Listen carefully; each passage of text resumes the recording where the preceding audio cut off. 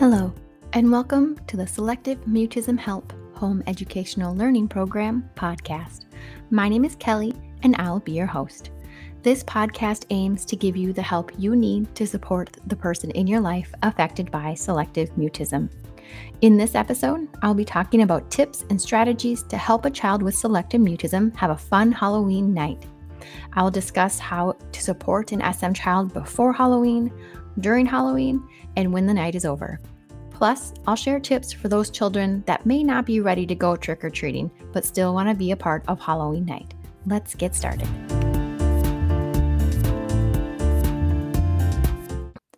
Welcome to episode 9 of the Selective Mutism Help Home Educational Learning Program podcast. My name is Kelly, and I'm a parent of a child with selective mutism. Being that I'm a parent and not a medical professional, this podcast is for informational purposes only. For those of you in the United States, your kids are probably getting ready for Halloween. This is a night for them to dress up as their favorite character or as a scary monster and go trick-or-treating to get candy. For most kids, this is one of the best nights of the year. But for a child with SM, it could be one of the scariest, and not because of the ghosts and goblins. They're scared because in order for them to get candy, they have to say, "Trick or treat." Generally, a family will walk around their neighborhood and ring the doorbell of neighbors who the kids know. For some children, it can be extremely difficult to talk to people for the first time if they've known them for a long time. They may be scared of how that person is going to react when they say trick or treat, so they become too scared to try. Let's start by talking about what you can do leading up to Halloween night. First, practice what Halloween night will be like. Have them get dressed up and play Halloween. Go to different rooms in your house, have them knock or pretend to ring the doorbell. Then have a parent or sibling they're comfortable answering behind the door. They can practice saying trick or treat and get a piece of candy. Then go to the next room and do it again. This practice is going to train the unconscious part of their brain in getting comfortable saying trick or treat, and their conscious brain will see that they're getting candy each time they say it.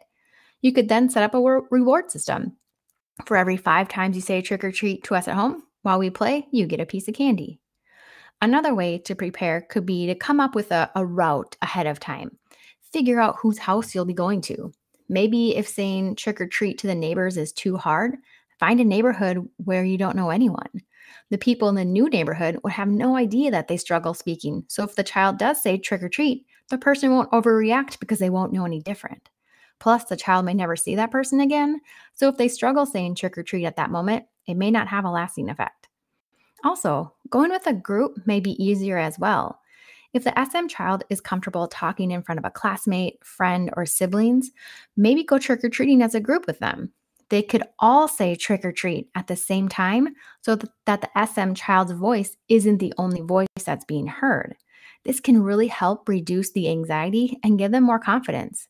Help your child visualize walking up to a decorated house, seeing the jack-o'-lanterns glowing in the dark, ringing the doorbell, watching the door open, all the kids shouting, "Trick or treat!" then the sound of candy dropping into the bucket or pillowcase they're holding. All of this can train the unconscious brain so that when they're in the real situation, the brain is prepared and knows what to do. Another great part about Halloween is that everyone's dressed up. If your child is worried that someone will recognize them, let them know that it'll be dark, they'll have a costume on, plus there'll be a lot of other kids so the people handing out the candy won't be able to tell who everyone is. Plus, the person handing out candy will be so excited to see the costumes, they may not even pay attention to who's actually inside the costume. But the best part about Halloween is the candy. I have yet to meet a child that doesn't like candy. It's a pretty great motivator, and on Halloween, it's easily accessible. When our daughter was 5, we talked a lot about Halloween and would ask her things like, how hard would it be to walk up to the house and ring the doorbell or knock? How hard would it be to put your bucket out for them to put candy in?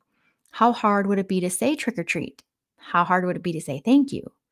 By having her tell us how hard something would be, it gave us an opportunity to figure out how we could challenge her that night.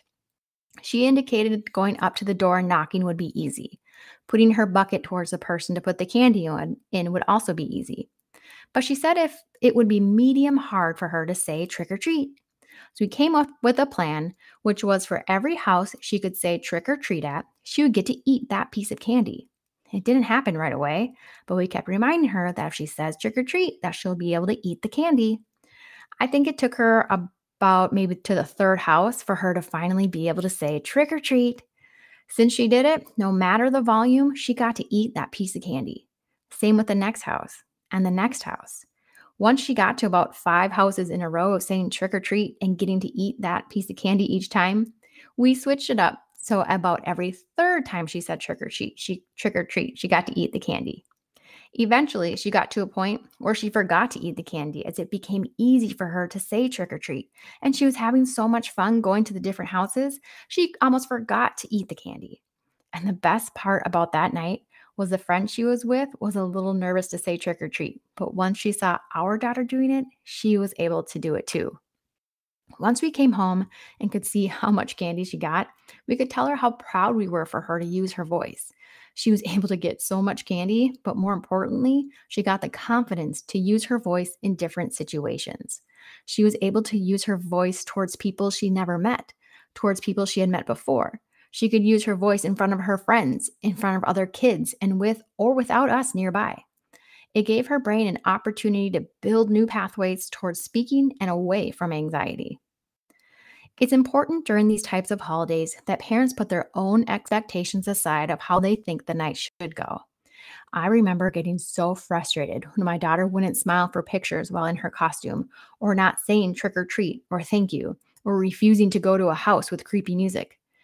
But once I realized how all of that was making her anxiety level increase, I was able to understand that she wasn't doing these things to purposely make me mad or that she wasn't enjoying the evening. She just needed a few things about the evening modified so that she could lower her anxiety and enjoy the night. There's a lot going on the night of Halloween with the number of kids walking around, strobe lights, creepy music, cars, people in costumes. If your child has sensory issues, be aware of that. Maybe starting when it's light out so they can see clear and the lights aren't so bright. Maybe incorporating headphones or sunglasses into their costume to help with sounds and lights. Maybe gluing some large beads or a soft material on their bucket handle that they can rub when they're feeling anxious to give them some sensory input.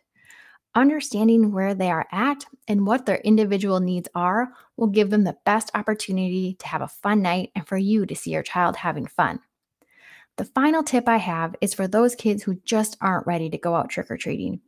They can still work on a communication challenge by handing out candy at home. Some kids find it difficult to hand things to someone, so by them handing out candy, it would give them practice with doing that. Again, since you'll have a big bowl of candy right there, you could reward them with a piece. Find out what challenge may be medium hard and start there. Be creative and have fun. Maybe they could be in a scary costume and sit in a chair and try to scare kids by sitting still, then changing their position to see if anyone notices, or hit play for some scary music to start. I'd love to hear how your Halloween night goes or answer any questions you may have about getting your child ready for Halloween. You can email me at smhelp2020@gmail.com, post on the Selective Mutism Help Facebook page, or message me on Facebook Messenger. I hope you'll have a fun evening full of tricks and treats. Take care.